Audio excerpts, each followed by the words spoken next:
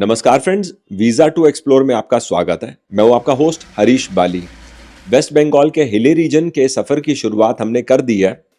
Bagdogra airport पहुंचने के बाद हम लोग सिटोंग के लिए चले। ये हमारा फर्स्ट डेस्टिनेशन है। बागडोगरा से सिटोंग तक की जर्नी आप ऑलरेडी हरीश बाली ट्रैवल्स में देख चुके हैं। सिटोंग पहुंचने के बाद हमने सोचा सबसे पहले सुबह उठकर सनराइज देखेंगे। सनराइज देखना सबको पसंद है, बस थोड़ा जल्दी उठना पड़ता है। आज हम दिन की शुरुआत सुबह 4:30 बजे कर रहे हैं। बेसिकली उठ तो मैं सुबह 3 बजे गया था और सनराइज़ देखने के लिए हम लोग अभी अहलदारा व्यू पॉइंट के बाहर खड़े हैं। इस समय यहाँ पे एकदम डार्क है, थोड़ा सा इस वजह से देख पा रहे हैं क्योंकि हम एक्सटर्नल लाइट यूज़ कर रहे हैं। हल्का सा एक आइडिया देने के लिए आपको बता देता हूँ, राइट साइड में आपको जितनी सारी लाइटें दिख रही हैं, मतलब बहुत बड़ा एरिया है, वो सब सिलीगुड़ी है।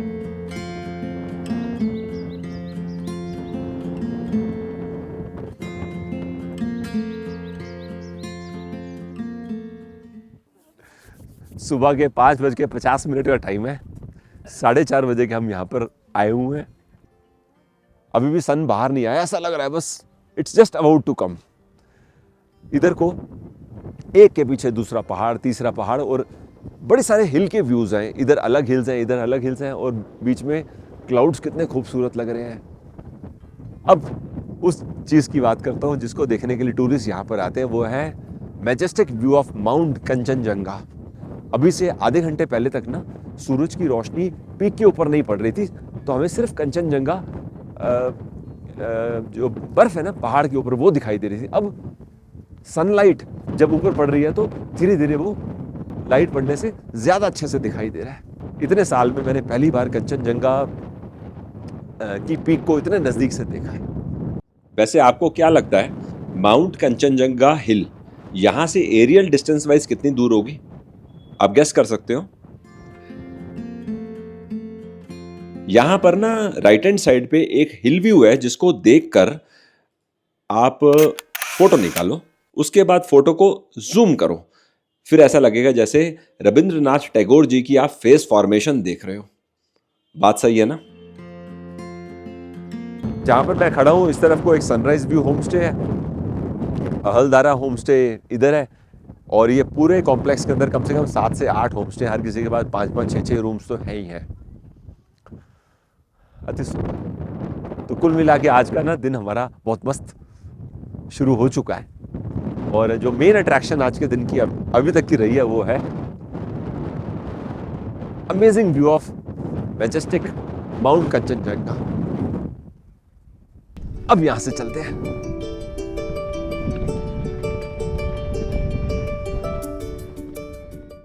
व्यू पॉइंट से थोड़ा बाहर की तरफ ही आए हैं, तो मैं आपको यहाँ पे ना देखो सिंकोना के पौधे दिखा रहा हूँ। ये प्लांट दिख रहा है सामने, ये सब सिंकोना है। इसकी छाल को इस्तेमाल करके ना मलेरिया और डेंगू की दवाई बनाई जाती है यहाँ लोकल के अंदर।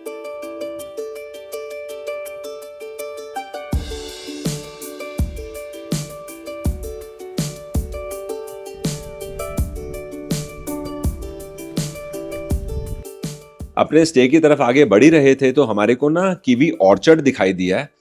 कीवी का समय जनवरी में आएगा जब यहाँ पर फुल स्केल में आपको कीवी दिखाई देगी। वैसे सिटोंग संतरे के लिए भी फेमस है, यहाँ पर ऑरेंज ऑर्चर्ड्स भी हैं। संतरे का समय भी जनवरी में आता है। नजदीक में ही नामथिंग पोखरी है, चलकर विजिट करते हैं फिर आगे बढ़ेंगे। नामथिंग पोखरी हेरिटेज साइट है। सामने की तरफ आपको ये बड़ा सा ग्रासलैंड दिख रहा है। यहाँ पर जब आप बारिशों के समय आएंगे, जून, जुलाई, अगस्त, तो आपको बहुत सारी सैलेमेंडर देखने को मिलेंगी। एंडेंजर्ड स्पीशी है, 8 से 10 इंच के आसपास इसका साइज़ रहता है। इंडिया में तो ज़्यादा लंबी सैलेमेंडर नहीं दिखती, लेकिन बाहर कंट्रीज़ में ऐसा बताते हैं कि 2-2.5 फुट लंबी भी होती है। और आज से 70-80 साल पहले इसी जगह पूरे साल पानी रहता था, बड़ा सा तालाब हमेशा रहता था। उस समय हज़ारों की तादाद में पूरे साल यहाँ पे सैलेमेंडर दिखती थी और ऐसा कहा जाता है सैलेमेंडर आपको वहीं देखेगी जहाँ पर नेचर प्योर फॉर्म में होगा। अगर हम यहाँ से वॉक करते करते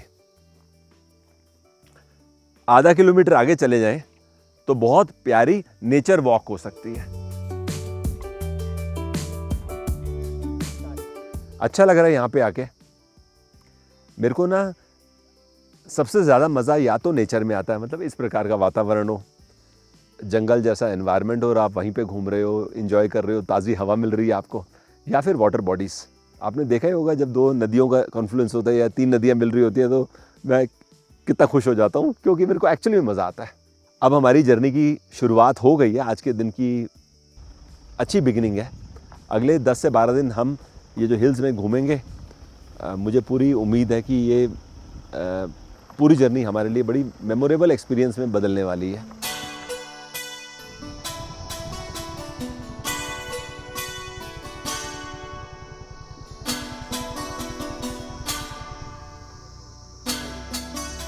अपर सिटोंग में लेप्चा कम्युनिटी की एक पुरानी मोनेस्ट्री है जिसको विजिट करने के लिए अभी हम आए हैं। आइए जी, अंदर चलेंगे।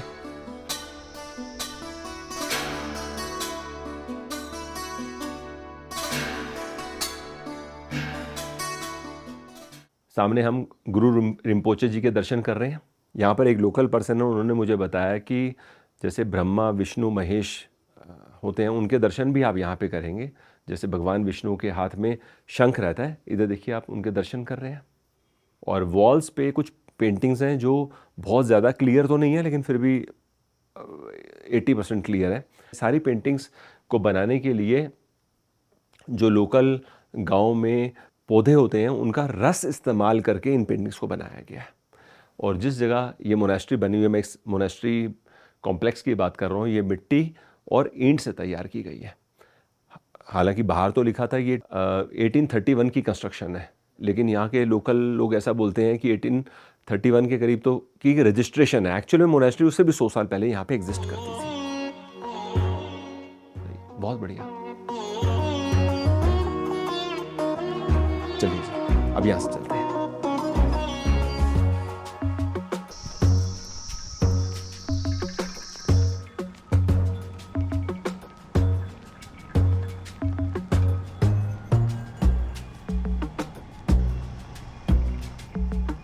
लेप्चा वाटरफॉल भी यहाँ का एक फेमस वाटरफॉल है।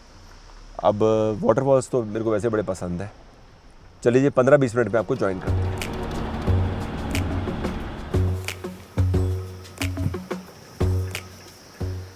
Welcome to Lepcha falls Sittong 2। अभी तक देखिए हमने सिटोंग 3 देखा, कल रात को आ रहे थे तो अंधेरे में देखा। सिटोंग 1 में हम रात को रुके और ये फॉल सिटोंग 3 में आता है। फिलहाल यहाँ पर आप बैम्बू ट्रीज देख लो।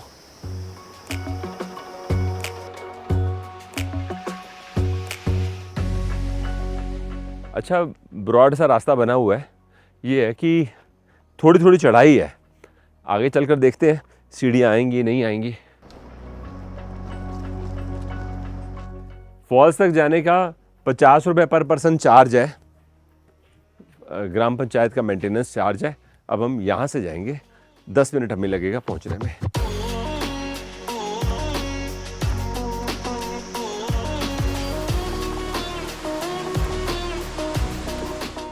लकड़ी का कितना प्यारा सा ब्रिज बनाया हुआ है ना, सही लग रहा है। अभी तक सरल था, अभी स्टेप्स आ रहे हैं।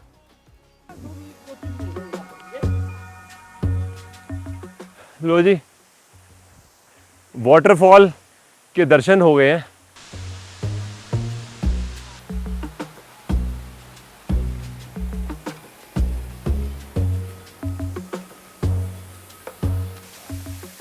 सही है, पहुंच गए फाइनली फॉल के पास। फॉल के पास आके ना पानी की छींटें ना हमारे ऊपर पड़ रही हैं, तो इसका एक अलग ही एहसास है। जैसे आमतौर पे होता है, फॉल के पास जाते हो तो वो जो फीलिंग आती है ना, क्योंकि हवा साथ चल रही होती है तो पानी की छींटें मुंह पे पड़ती हैं, तो उससे थोड़ा ठंडा भी लगता है और ऑब्वियसली बढ़िया लगता ही लगता है। सेम एहसास यहाँ पे खड़े होके हो रहा है। पानी गिरते गिरते ना इस जगह छोटा सा पॉन्ड बन गया है। अब इसकी गहराई के बारे में मैं नहीं जानता, लेकिन ये ज़रूर बता सकता हूँ इस जगह खड़े होकर अच्छा लग रहा है। सही है, ओवरऑल गुड फीलिंग। जैसे हमेशा होता है, फॉल के पास आके मेरे को हमेशा बढ़िया लगता है, छोटा फॉल हो बड़ा फॉल हो, इररिस्पेक्टिव ऑफ दैट, मज़ा तो आ रहा है। अब क्या हुआ, 2 जगह मेरा पानी में पाँव चला गया और पूरे जूते जूते मेरे भीग गए हैं। फिलहाल यहाँ से चलते हैं। ओवरऑल एक्सपीरियंस हमारा अच्छा रहा। आमतौर पे जब मैं वाटरफॉल्स विजिट करने आता हूँ तो सोचता हूँ कि आधा घंटा वहाँ रुकूंगा फिर आ जाऊँगा, और इवेंचुअली 1 घंटा सवा घंटा मेरा निकल ही जाता है।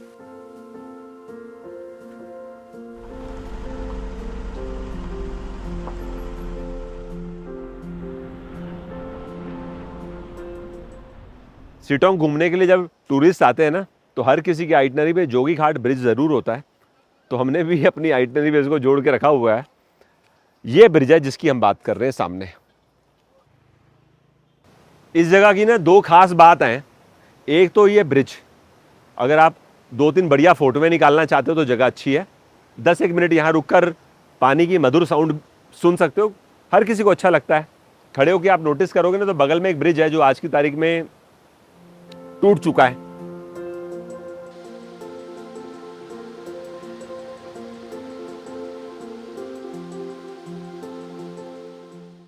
यहां पर मैंने देखा काफी सारी गाड़ियां खड़ी हुई हैं, तो मैं सोच रहा था कि इतने लोग हैं कहां पर, क्योंकि ब्रिज में तो कोई दिख नहीं रहा। गाड़ियां इधर भी हैं इधर भी हैं। तो मैंने अभी नोटिस किया है उस जगह क्या हो रहा है। रंबी नदी का पानी तेज रफ्तार में चट्टानों से टकराते टकराते आगे बढ़ रहा है।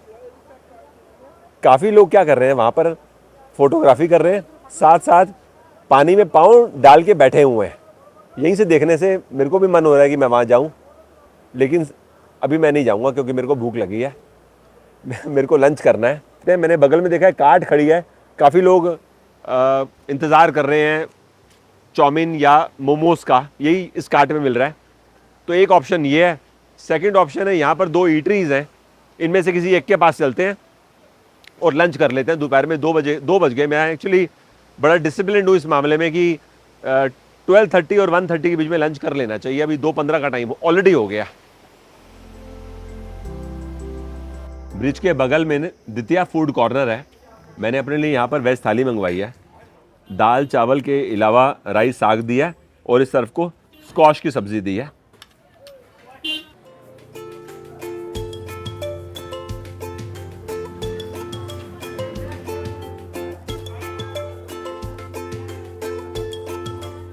टेस्ट मतलब जो प्रिपरेशन है ना बहुत सिंपल है, लेकिन बस ये है कि तेल बहुत ज़्यादा है।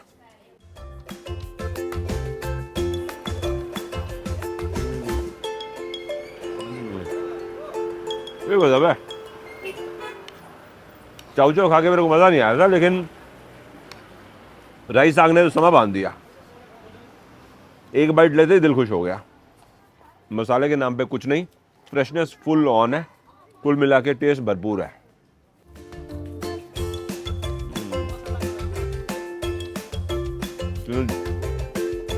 कितना जूसी है। ब्रिज के बगल में ना 4-5 ईटरीज हैं। पहले मुझे लग रहा था केवल 2 हैं, तो यहाँ पर मेरे को लगा क्राउड कम है, थोड़ा बाहर की तरफ बैठ जाते हैं, अच्छा रहेगा। ओवरऑल फूड अच्छा लगा मेरे को।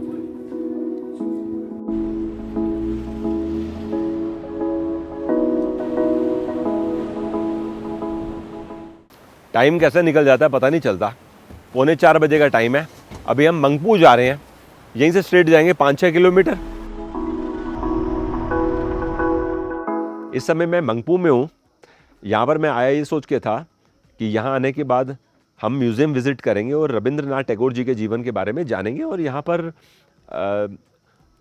एक घर है जहाँ पर वो आया करते थे, और आज की डेट में वहाँ पर उनकी लाइफ के बारे में भी आप अंदर जाके म्यूज़ियम में पढ़ सकते हो, कुछ फोटोग्राफ देख सकते हो, काफ़ी सारे आर्टिफैक्ट्स भी हैं, ऐसा मुझे बताया गया। लेकिन यहाँ आने के बाद मुझे मालूम चला कि आज दिवाली हॉलीडे का लास्ट डे है, तो कल से म्यूज़ियम रीओपन होगा, तो हम अंदर नहीं जा सकते। वैसे रविंद्रनाथ टैगोर जी के बारे में सोचते सबसे पहले मेरे मन में आता है नेशनल एंथम।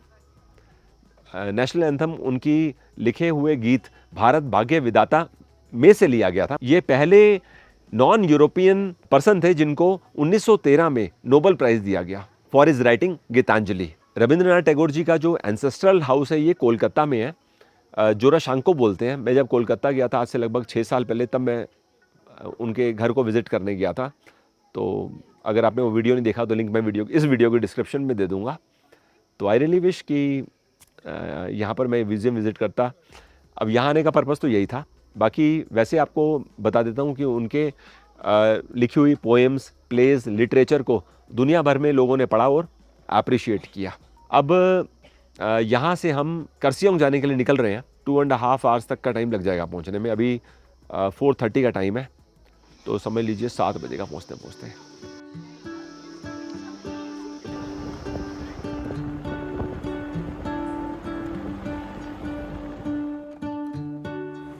Good morning. सुबह के 9:30 बजे का टाइम है।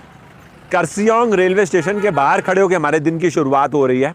इस समय हम 4864 फीट हाइट पे हैं। Darjeeling Himalayan railway UNESCO world heritage site है, तो मुझे लगा दिन की शुरुआत इससे बढ़िया क्या होगी। चल के रेलवे स्टेशन देखते हैं, फिर हम कर्सियोंग घूमेंगे। अगर आप टॉय ट्रेन पे न्यू जलपाईगुड़ी से यहाँ आना चाहते हो या दार्जिलिंग जाना चाहते हो, तो सुबह गाड़ी एक चलती है, आप IRCTC से बुकिंग करा सकते हो। यहाँ पे मतलब रुकते रुकते गाड़ी यहाँ तक आएगी और उसके बाद यहाँ से दार्जिलिंग चली जाएगी।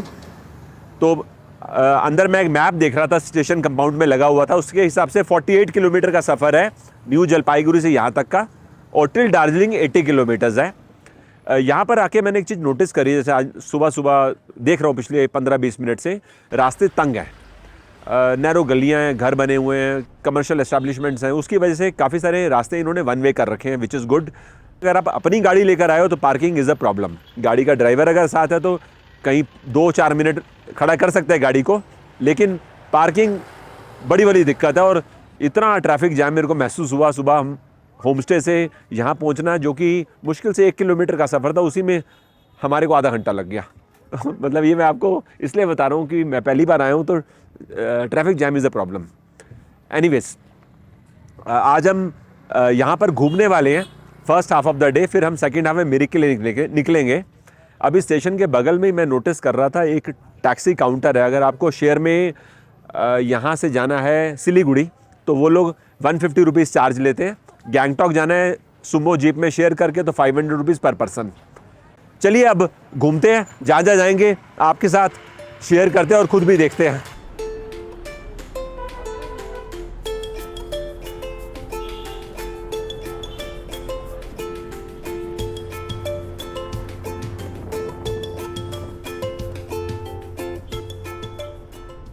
कर्सियोंग रेलवे स्टेशन से हमने लगभग 5 किलोमीटर का सफ़र किया और एक बड़ी सीनिक लोकेशन भी विज़िट करने हैं, साथ साथ मार्गरेट्स डेक पे चाय पीने भी आए हैं। अब देखो जी, ये है जगह, बहुत अच्छी जगह इन्होंने टी लॉन्च बनाया है, बहुत बढ़िया लग रहा है। हाइट में होने की वजह से ना दूर दूर तक हम टी गार्डन्स देख पा रहे हैं। ज़्यादा दूर तक तो नहीं है, लेकिन एटलीस्ट इस साइड तो टी गार्डन्स है। मैंने अपने लिए होप विंटेज टी मंगवाई है। सिंगल पॉट में 2 कप चाय बनेगी, जिसकी कॉस्ट 300 रुपीज़ है। डबल पॉट लेते तो 4 कप चाय बन जाती। तो इन्होंने बताया कि इसी गार्डन की ये चाय है, तो मेरे को लगा ये हमारे लिए सही रहेगा। वैसे प्राइस लिस्ट सामने लगी हुई है, जिसमें रेट्स हैं फॉर डिफरेंट टी, और अगर आपको मिल्क टी पीनी है तो उसकी cost CTC milk tea 150 rupees है।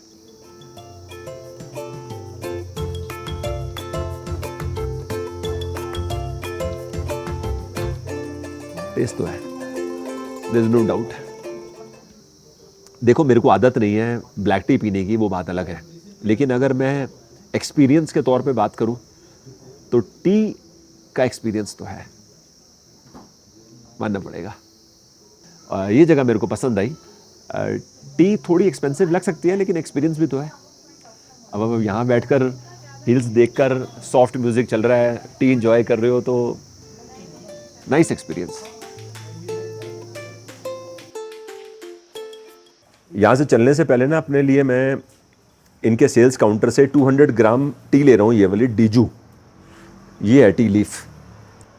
इसकी भाई आपने कॉस्ट कितनी बताई मुझे? ये वाला आपका 200 ग्राम का पड़ेगा 300 रुपीज़ है। 200 ग्राम का 300 रुपीज़। कितना? टी पैक हो गई है। अब यहाँ से चलते हैं।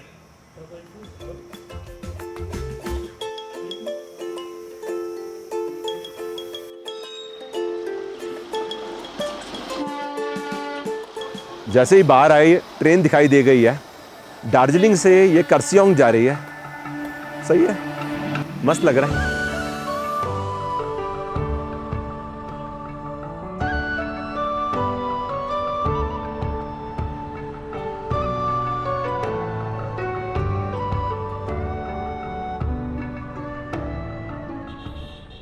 चाय पीने के बाद हमने 5 किलोमीटर का सफ़र किया और ऐसी जगह आ गया हूँ अभी मैं जहाँ पर आके ना शांति का अनुभव हो रहा है।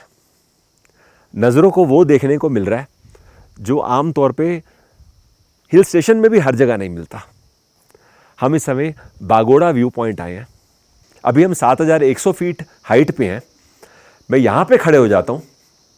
इस प्यारे से व्यू पॉइंट से ना एक तो हमें नीचे की तरफ मामरिंग गांव दिखाई दे रहा है, बड़ा क्लियर है। पहाड़ के ऊपर जो बादल है ना, इनमें मूवमेंट है। टाइम लैप्स की एक्चुअल में ज़रूरत ही नहीं है आपको दिखाने के लिए। मैं वैसे भी अगर कैमरा 1 मिनट के लिए रोक लूँ ना, तो आप वही चीज़ देख लोगे जो मैं देख रहा हूँ। बादल एक्चुअली में मूव हो रहे हैं। टाइम लैप्स से दिखाऊंगा तो लगेगा ये कितनी फास्ट चल रहे हैं। मस्त है ना। राइट साइड में सिटोंग है। अभी सिटोंग तो क्लियर दिख नहीं रहा क्योंकि क्लाउड्स हैं वहाँ पर। ये नीचे वैली है पूरी। आप ऐसा समझ लीजिए कि जहाँ हम खड़े हैं नीचे खाई है। ये जगह ना सिर्फ एयरफोर्स स्टेशन के लिए ही बनाई गई थी।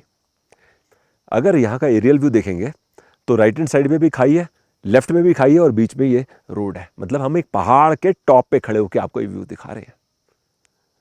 सही है ना। वैसे एरियल व्यू यहाँ पर अलाउड नहीं है इसके लिए मैं आपको दिखा नहीं रहा, लेकिन वैसे बता रहा हूँ ये लोकेशन कैसी है। अगर आज क्लाउड्स नहीं होते तो हमारे को यहाँ से कंचनजंगा का व्यू दिखाई देता। हमारे को नथुला की जो रेंज है ना वो भी दिखाई देती। हम सिक्किम की बात कर रहे हैं। मतलब एक हिमालयन रेंज का बड़ा खूबसूरत नज़ारा यहाँ से दिखाई देता। तो जगह ऐसी है कि आप बागोड़ा व्यू पॉइंट आ जाओ और बैठ के इंजॉय करो। मतलब sometimes you feel like enjoying peace. यहाँ पर कोई बातें ना करे, सिर्फ पीसफुल बैठो, नेचर को फील करो, हल्की हल्की मधुर सी हवा की साउंड का एहसास लो। इसी में फ़न है। इसके आगे कहीं रास्ता नहीं जाता। बस ये दी एंड है यहीं पे। हमारे को लौटकर वापस इसी रोड से रिटर्न जाना है। अब हमारा प्लान है कि यहाँ से 3-3.5 किलोमीटर का सफ़र करके चिमनी हिल्स जाएंगे और उसके बाद हम डाउ हिल्स जाएंगे। तो वहाँ पहुँचते पहुँचते 2 तो बज ही जाएगा क्योंकि ऑलरेडी 12:45 का टाइम हो चुका है। और ऑलरेडी मैं आपको बता चुका हूँ by end of the day हमको मिरिक पहुँचना है। 10-15 मिनट बैठ जाते हैं, तभी मज़ा ज़्यादा आएगा। तब तक आप आसमान की तरफ देख लो। स्काई का कलर कितना मस्त लग रहा है ना।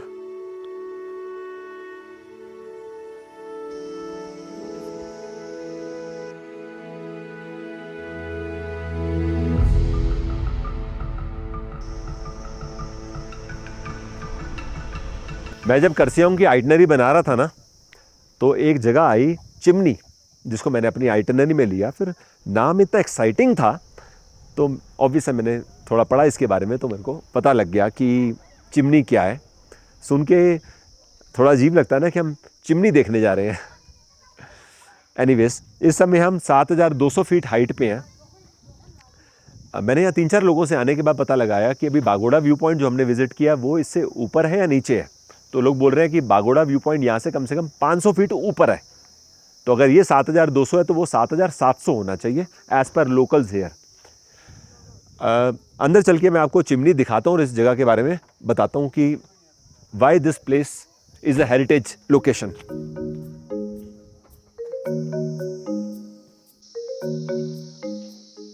एटीन 1839 में ब्रिटिशर्स ने यहाँ पे डाक बंगलो बनाया, यानी काफ़ी पुरानी बात हो गई है। समय के साथ डाक बंगलो तो टूट गया, लेकिन डाक बंगलो के साथ ही यहाँ पे चिमनी भी बनाई, जिसको आज हम विज़िट करने आए हैं। चिमनी बोले तो फायरवुड प्लेस। ये सामने यादगार के तौर पे चिमनी आज हमें उस डाक बंगलो के बारे में बताती जो एक समय पे यहाँ हुआ करता था। अब टूरिस्ट आज की डेट में जब यहाँ पर आते हैं तो फोटोग्राफी करते हैं। ऐसा मैं कहीं पे पढ़ रहा था, जिस समय यहाँ पर डाक बंगलो और चिमनी बनाई गई ना, उस समय ब्रिटिश सोल्जर्स जो इस एरिया में घूमा करते थे यहाँ पर आके रेस्ट किया करते थे। अब ये जगह मौसम ठंडा रहता ही है, तो वुड फायर प्लेस हो गई, रेस्ट करने के लिए अच्छी जगह हो गई। और आज की डेट में टूरिस्ट की आइटनरी में होती है, जैसे हमारी आइटनरी में है। वैसे कर्सियोंग के बारे में एक चीज़ और बता देता हूँ कि कर्सियोंग जाना जाता है as a land of white orchards. यहाँ से नज़दीक में एक व्यू पॉइंट है, चल के वो भी देख लेते हैं।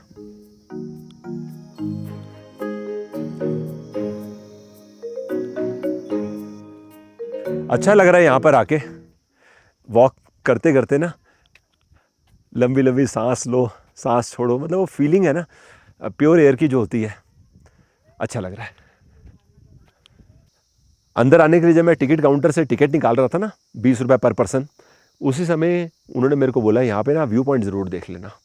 अच्छा हो गया बता दिया, नहीं बताया होता तो ये पक्का हमारा मिस हो जाता। और इस समय नज़रों से हम क्या देख रहे हैं, बहुत सारे पाइन ट्रीज, इस तरफ को तो पूरा पाइन ट्री का जंगल है, और सामने की तरफ भी है, पीछे तो मैंने अभी देखा बहुत सारे पाइन ट्रीज हैं। आमतौर पे कहीं हम जाते हैं ना तो एक आजकल आदत सी हो गई है कि हम 30 सेकंड रुकेंगे, फट कैमरा निकाल लेंगे, मतलब मोबाइल फ़ोन से तो फ़ोटो निकाल ही लेते हैं, सेल्फी ये वो। लेकिन मुझे यहाँ पर आके ऐसा लग रहा है कि फ़ोटोग्राफी थोड़ी सी बाद में की जाए, पहले बैठ के जगह को महसूस कर लो।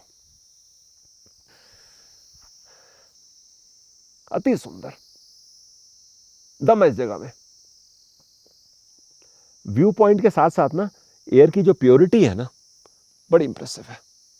महसूस कर रहा हूँ मैं हवा की शुद्धता। रुकते हैं यहाँ पर 15-20 मिनट, आधा घंटा, सिर्फ बैठ के एंजॉय करते हैं, फिर यहाँ से डाउ हिल्स को चलेंगे।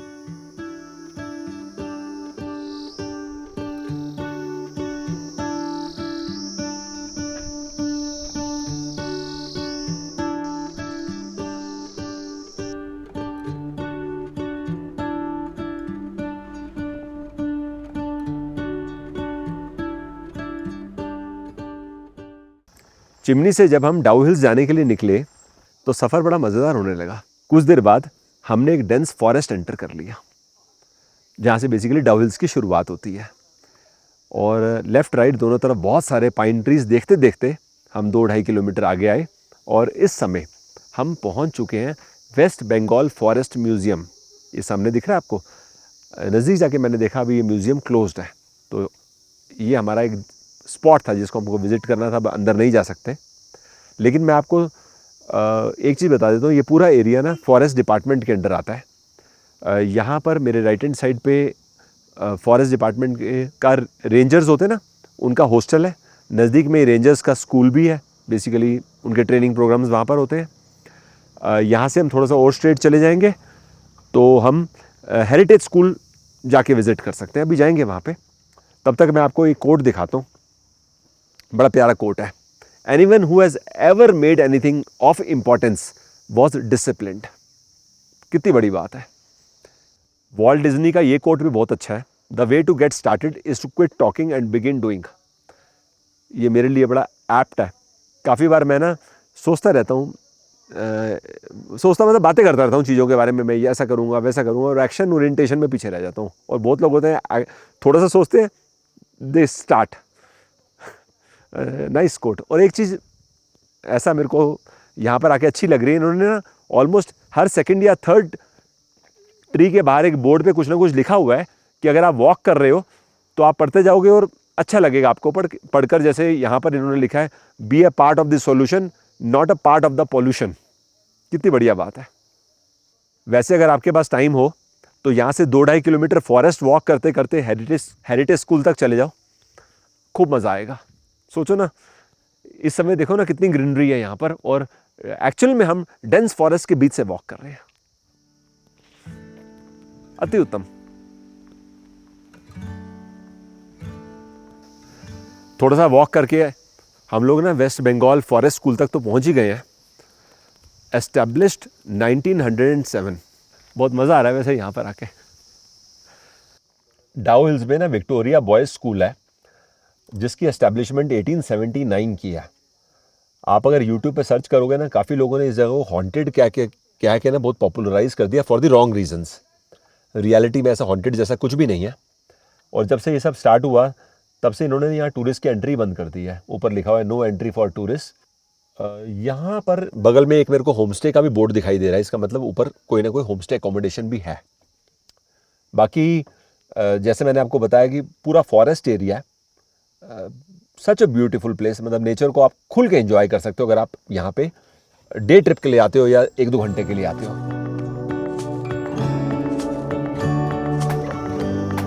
डाउ हिल्स में ना इको टूरिज़्म करके एक स्पॉट डेवलप किया है।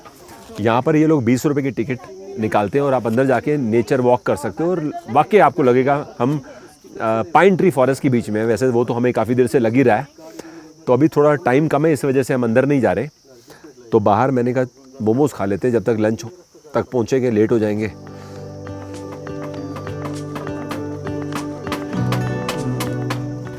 बहुत बढ़िया मोमोज़ बनाए हैं, स्टफिंग भी सही है और बाहर का जो आउटर कवर है ना वो सॉफ्ट है। फैंटास्टिक। वॉक करके नज़दीक में चलते हैं, यहाँ पर एक हेरिटेज स्कूल है वो देख लेते हैं। इस समय मैं आपको ना एक ओल्ड हेरिटेज स्कूल दिखा रहा हूँ। 1904 की एस्टैब्लिशमेंट है, गर्ल्स रेजिडेंशियल स्कूल है यहाँ पर। ये जो कुछ देर पहले मैंने आपको बॉयज़ स्कूल दिखाया उसको विक्टोरिया बॉयज़ स्कूल बोलते हैं, वो 1879 की एस्टैब्लिशमेंट है। आज से 2-3 साल पहले तक जब टूरिस्ट यहाँ पे आया करते थे तो अंदर जाके ना उनको अलाउड होता था फ़ोटोग्राफ लेना इस ओल्ड स्ट्रक्चर। सेम चीज़ बॉयज़ स्कूल में भी होती थी। वहाँ पे चर्च भी है ना, तो टूरिस्ट जाते थे, चर्च विजिट करते थे। अब पीछे कुछ लोगों ने इसको हॉन्टेड प्लेस करके बोला और 1-2 ऐसे इंसिडेंट्स हुए जिसकी वजह से गवर्नमेंट ने यहाँ पर एंट्री बंद कर दी। अब all that you can do is stand here and see the old heritage structure. 3:45 बजे का टाइम हो गया, लंच हमारा हुआ नहीं है, हमें लंच की चिंता साथ साथ हो रही है। चलते हैं यहाँ से, ये अच्छा रहेगा। तो 1-2 जगहें और घूमते हैं, फिर लेट लंच करके आगे बढ़ जाएंगे।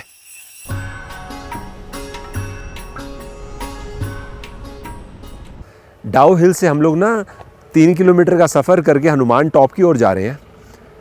अब देखो जी सामने कितना अच्छा व्यू है ना, ऑलमोस्ट समझो पहुंच ही गए। बस आधा किलोमीटर बाद सामने हनुमान टॉप आ जाएगा। हनुमान जी की मूर्ति कितनी प्यारी लग रही है और नज़दीक की आप हिल्स देखो, पीछे विजिबिलिटी आज बिल्कुल क्लियर नहीं है, फॉग हो गया हर तरफ, बहुत मस्त लग रहा है।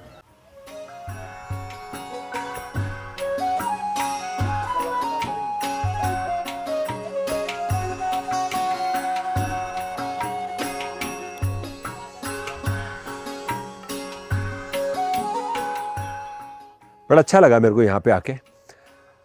जब भी विजिबिलिटी बहुत बढ़िया होगी तो कैसा देखने को मिलेगा वो तो मुझे नहीं पता, लेकिन जब फुल क्लाउड्स हैं इनको देख के बड़ा मज़ा आ रहा है। जैसे सर्दियों में होता ही है, फॉग हो जाता है और सडनली मूव करने लगता है, तो वो फीलिंग अपने आप में अलग है। चलिए, जब यहाँ से हम लगभग 3 किलोमीटर आगे जा रहे हैं, नेताजी सुभाष चंद्र बोस जी का ना घर है, वो चलकर विजिट करेंगे। वहाँ पर आज की डेट में म्यूज़ियम है, गाड़ी हमारी वहाँ पार्किंग पे ऊपर खड़ी है। यहाँ से जाने से पहले एक चीज़ और बता देता हूँ, इस जगह की जो अप्रोच रोड है ना, ये मेरे को बड़ी शानदार लगी है। जैसे कुछ समय पहले हम यहाँ से आ रहे थे तो कितना अच्छा लग रहा था, मैंने थोड़ा एरियल शॉट लिया। अब इसी प्रकार से यहाँ का रास्ता भी ऐसा ही है। आइए जी।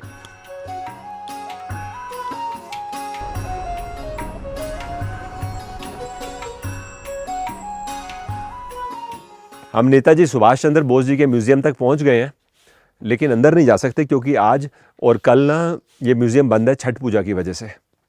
आपको मैं थोड़ी सी हिस्ट्री से जुड़ी हुई इन्फॉर्मेशन बता देता हूँ। नेताजी के बड़े भाई शरद चंद्र बोस जी भी फ्रीडम फाइटर थे। 1922 में ना उन्होंने ये घर अपने और अपने परिवार के सदस्यों के लिए खरीदा था, और ये वही जगह है जहाँ पर शरद चंद्र बोस जी 2 साल के लिए 1933 से 1935 तक नज़रबंद रहे हैं। उसके बाद लेट 1930s में नेताजी सुभाष चंद्र बोस जी भी यहाँ पर नज़रबंद रहे। ब्रिटिशर्स ने उनको नज़रबंद इसी घर में कर दिया था। एक और ख़ास बात इस जगह की ये है कि 1938 में नेताजी सुभाष चंद्र बोस जी ने हरिपुर कांग्रेस का एज ए प्रेसिडेंट जो स्पीच डिलीवर की थी, वो उन्होंने स्पीच इसी जगह पे लिखी थी। अगर हम अंदर जाते तो हमें कुछ डॉक्यूमेंट्स देखने को मिलते, उनके जीवन के बारे में जानते, कुछ फोटोग्राफ्स देखते, लेकिन अब ऑब्वियस अंदर नहीं जा सकते तो कुछ कर नहीं सकते। अब हम यहाँ से चलते हैं। वैसे नज़दीक में गिद्दा पहाड़ व्यू पॉइंट है, लेकिन आज इतना ज़्यादा फॉग, इतना क्लाउड है कि कुछ दिखेगा नहीं, तो हम सीधे यहाँ से लंच करने चलते हैं। 4:30 ऑलरेडी बज गए। हम 5 बजे लंच बोलें या अर्ली डिनर बोलें, वॉट एवर इट इज़, चल के लंच करते हैं और फिर आपको ज्वाइन करेंगे।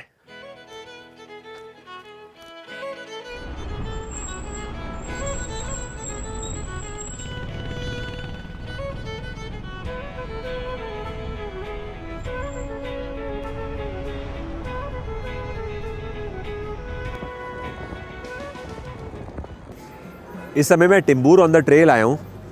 लोकेशन वाइज कुछ ऐसा समझ लीजिए, सिलीगुड़ी यहाँ से 25 किलोमीटर दूर है और सामने जो रोड है इधर से सीधे चले जाएंगे तो करसियोंग होते हुए आप दार्जिलिंग जा सकते हो। Darjeeling is approximately 45 kilometre away from here.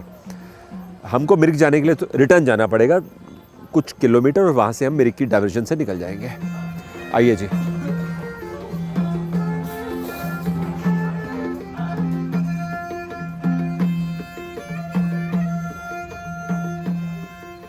मैं यहाँ पर एक लोकल थाली खाना चाहता था जिससे कि मैं 4-5 फूड आइटम्स थाली में एक साथ एक्सप्लोर कर लूँ। फिर मेरा मन था मैं सेल रोटी भी टेस्ट करूँ। साथ में ये मशरूम छोइला लिया है मैंने। ये भी देखिए यहाँ इस रीजन की ना यूनिक रेसिपी है। वैसे छोइला बोले तो नॉन वेज होता है, लेकिन इन्होंने मशरूम के साथ बनाया है इसको।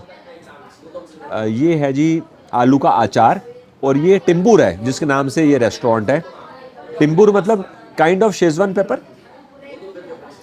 सेल रोटी मालूम है क्या होती है? चावल के आटे से बनती है, उसको फिर तला जाता है। ये ऐसे रहती है सेल रोटी और इसका कॉम्बिनेशन आलू दम के साथ ही है। साथ में वैसे एक्चुअल कॉम्बिनेशन में तो मूली का अचार होता है, लेकिन अभी ये कह रहे हैं मूली के अचार की जगह हम आपको ये दे रहे हैं, आलू का अचार। अभी मैंने बाइट ली तो मेरे को याद आ गया कि सेल रोटी में थोड़ा थोड़ा मीठा भी रहता है। अच्छा लग रहा है, इलायची का मधुर सा फ्लेवर भी है।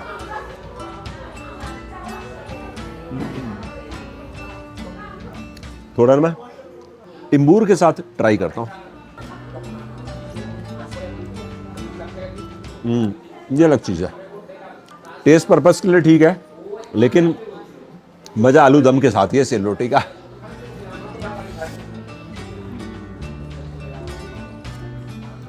इक्वली गुड है।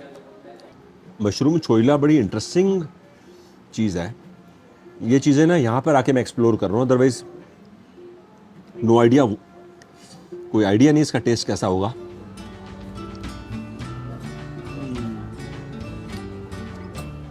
लहसुन के साथ ही मैंने बाइट ले ली। इसमें खास बात क्या है, एक तो ऑयस्टर मशरूम स्मोकी फ्लेवर के साथ है। फर्स्ट बाइट में तीखा लगता है, सेकंड बाइट लेने का मन करता है, अच्छा लग रहा है।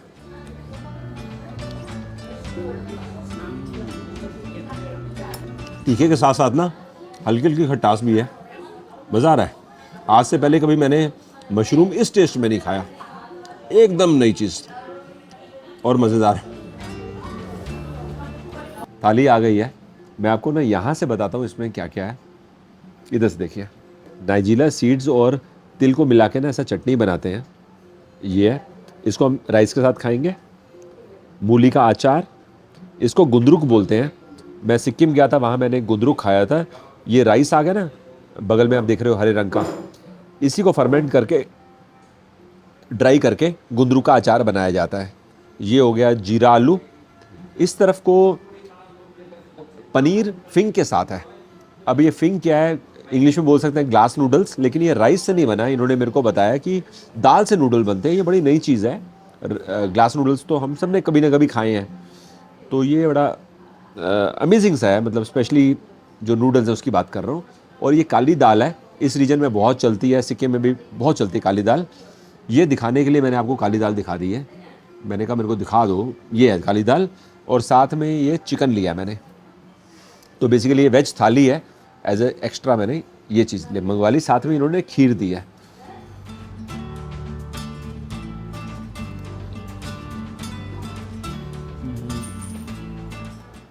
स्पाइस तो वैसे ना के बराबर है, सिर्फ हल्का हल्का तीखा है, बहुत मामूली सा, और नमक है। अदरवाइज जैसे ग्रीन वेजिस का स्वाद होता है, वैसे राई साग का स्वाद है। राई साग इस रीजन में बहुत चलता है, आप मिस नहीं कर सकते। बेहतरीन।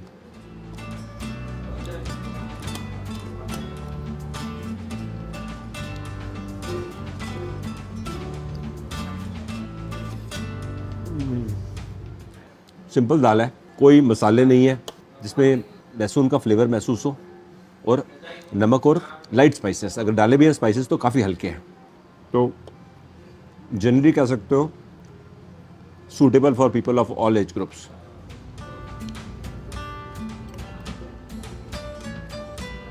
देखो पनीर का टेस्ट तो एकदम क्लियर खाते समझ आता है।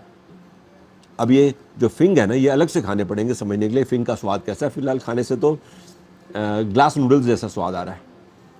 कुल मिला के ये कह सकते हैं कॉम्बिनेशन के तौर पे सही है। स्पाइसेस बहुत हल्के हैं और टेस्ट अच्छा है।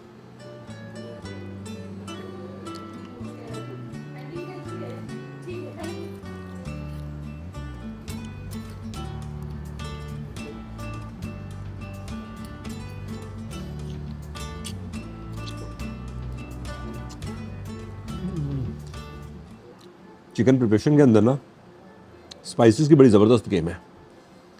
कोई भी स्पाइस तीखा नहीं है, लेकिन फ्लेवर्स फुल ऑन है। एक डिफरेंट ही टेस्ट है इस चिकन का।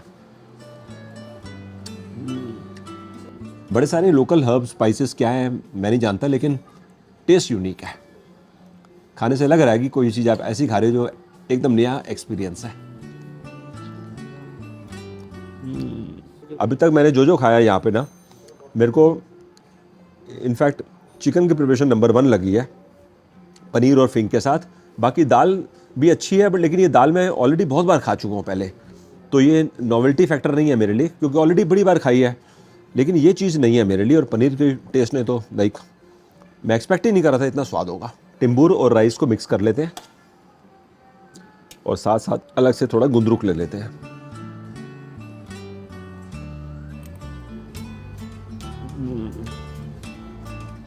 मैं कैसे बताऊं गुंदरुक का कैसा स्वाद है। आमतौर पे जैसे अचार खट्टे होते हैं तो थोड़ा थोड़ा खट्टास महसूस होती है। दूसरी बात, जैसे कुछ फर्मेंटेड चीज़ खाते हो तो वो मालूम चल जाता है कि फर्मेंटेड है। अब ये है कि कुछ भी फर्मेंटेड चीज़ खाने के लिए आपको 1-2 बार 3 बार खा के उसके टेस्ट को डेवलप करना पड़ेगा। ऐसा नहीं कि डे 1 पे पहली बार फर्मेंटेड लाइफ में खाया और मज़ा आ जाएगा। अब मैं तो क्योंकि नॉर्थ ईस्ट में बहुत बार आया हूँ तो मेरे को इस तरह के टेस्ट डेवलप है। अच्छा लगा मेरे को। आज यहाँ खाने से मेरे को ऐसा लग रहा है कि कभी कभी मैं आगे चल के ना ऑनलाइन मंगा लिया करूँगा, अपने घर में भी ट्राई करते रहा करूँगा। अब खा के अच्छा लगा ना। अब इंडिया में जगह जगह ट्रैवल करते हैं, कुछ अच्छा लगता है तो फिर धीरे धीरे ऑनलाइन में मंगाने की आदत सी हो गई है हमारे को।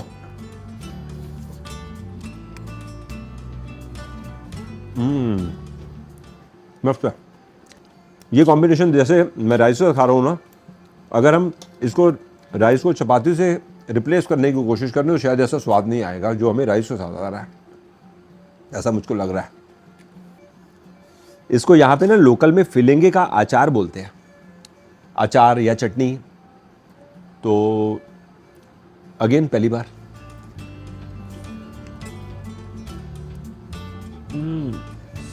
कोई नियरेस्ट मैच नहीं है बताने के लिए कि आज से पहले इस तरह का टेस्ट मैंने कब एक्सपीरियंस किया था, क्योंकि ये चीज़ अलग है। एक तो ऑब्वियस है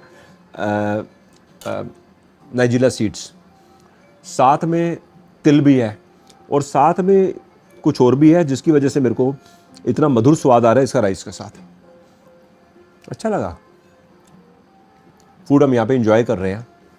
अब आगे का प्लान कुछ ऐसा है कि मैं यहाँ से मिरिक जा रहा हूँ। मिरिक पहुँचेंगे तो ऑब्वियस है काफ़ी लेट हो जाएंगे। अब हमारी जो कल की जर्नी होगी मिरिक लोकल घूमना और वहाँ से चल के दार्जिलिंग जाना, वो आप अगले एपिसोड में देखोगे। तो ये एपिसोड हम यहीं पे फिनिश कर रहे हैं। और एक चीज़ बतानी रह गई थी, अभी हम शाम के समय आए हैं तो यहाँ पे हल्का हल्का पीछे लाइव म्यूज़िक चल रहा है, वो भी सुनने में मधुर लग रहा है। चलो फिलहाल बाय बाय करते हैं। Thanks for your time.